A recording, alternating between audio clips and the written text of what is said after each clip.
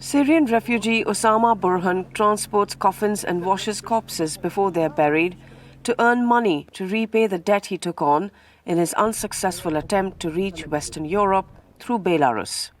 He walked through thick forest and freezing temperatures, but every time he was caught at the Polish border and turned around. After many failed attempts, Burhan returned to Baalbek in northern Lebanon, but has no intention of going back to Syria.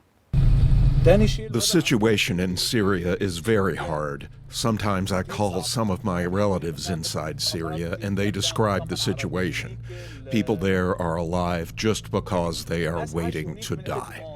Burhan sought refuge in Lebanon 9 years ago to escape the Syrian war.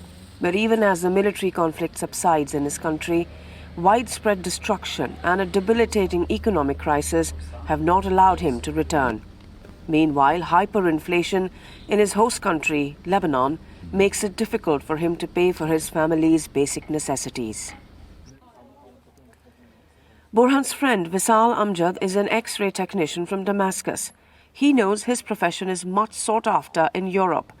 His home in Syria is destroyed, like much of the country, but in Lebanon he sees no future either. Our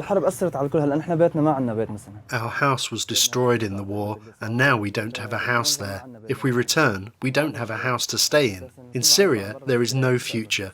Everybody is leaving the country, especially young people.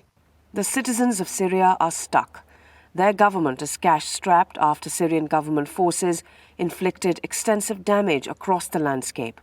And international sanctions imposed on Syria for its repression further complicate reconstruction efforts. So it is uncertain whether many refugees will ever return to Syria. The country doesn't matter to me.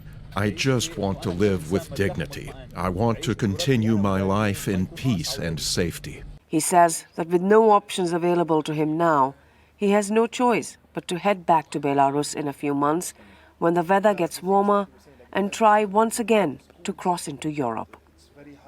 Anchal Vohra for VOA News, Baalbek, Lebanon.